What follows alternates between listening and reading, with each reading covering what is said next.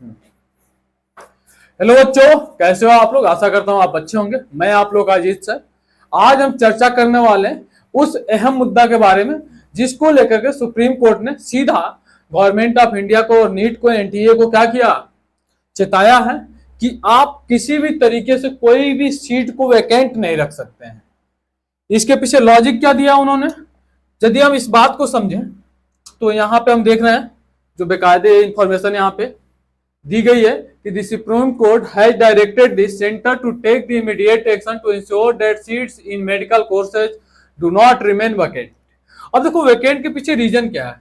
Actually मान लो कुछ बच्चे क्वालिफाई तो कर जाते हैं, लेकिन इन जनरल क्या होता है कि उन्हें एम से ही चाहिए होती है। क्या चाहिए होता है? एम से ही चाहिए होता है।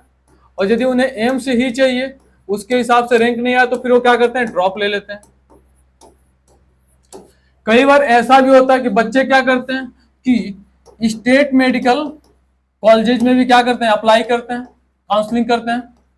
और एक तो भैया तुम्हारा नेशनल जो मेडिकल कॉलेजेस है यानी इंटर स्टेट में, उसमें तो आप अप्लाई करते हैं, काउंसलिंग करते ही करते हैं। अब क्या करते हैं, वो दोनों जगह पे क्या करते हैं, सीट को लॉक कर लेते हैं। क्या करते हैं, सीट को लॉक कर लेते हैं। और एक फाइनल तो भाई आप एक ही सीट लेंगे ना, तो एक फाइनल वो डिसाइड करते हैं, एक सीट को ले लेते हैं और उसके बाद एक सीट क्या होती है, वैकेंट रह जाती है। इससे दिक्कत क्या है, कंपटीशन भी बढ़ रहा है। और यदि सीट वैकेंट रहेगी तो जो बच्चा कोई मेहनत किया है बहुत लगन के साथ, यदि एक दो नंबर से रह रहा था और यदि इस वेटिंग लिस्ट को जो वैकेंट सीट रह गई उसे फिल कर दिया जाए तो उसे भी कहीं ना कहीं गवर्नमेंट कॉलेज मिल जाएगा, चाहे स्टेट में मिल जाए चाहे इंटर स्टेट में मिल जाए। क्लियर मेरी बात है। तो इसका एक तो फायदा ये है, तो बिल्कुल मेरा भी मानना है कि वेटिंग लिस्ट जारी करना चाहिए। वेटिंग लिस्ट में क्या होगा कि कट ऑफ के बियॉन्ड जो 2-4 नंबर का जिनका अंतर होता है उन बच्चों को भी मौका मिलेगा काउंसलिंग कराने का।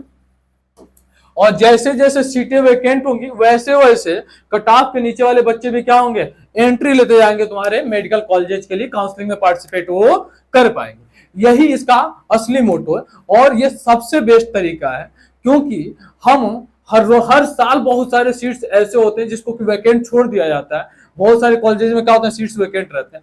हालांकि यदि बात करें तो गवर्नमेंट तो इंफ्रा से लेकर के हर एक खर्चा हर एक सीट के लिए प्रोवाइड कर रही है, तो वैकेंट क्यों रह रहा है भाई, वो पैसे कहाँ जा रहे हैं। तो कुल मिलाकर के सीट यदि फुलफिल होगी तो हर एक तरीके से रिसोर्सेज यूटिलाइज होंगे आपने। ओके, तो ये देखते हैं अब क्या होता है, गवर्नमेंट क्या सोचती है इसके बारे में, एनटीए क्या करती है, ये सारे प्रोसेस को हम समझते हैं। Thank you, bye bye, Tata.